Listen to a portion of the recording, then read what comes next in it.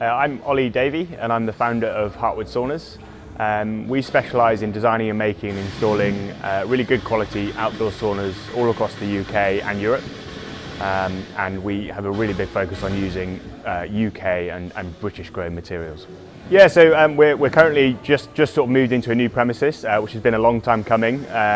It's about 3 times bigger than our last workshop, and we've really built it from the ground up. From an agricultural site, we had planning permission to build this new premises here, which actually really means that we can do stuff better across the board and employ a few more people as well. So it's a really big step forward for our business. Yeah, I think Powys County Council have been very supportive all along the way, from the early stages of us looking for a site and actually going through the planning permission stages as well.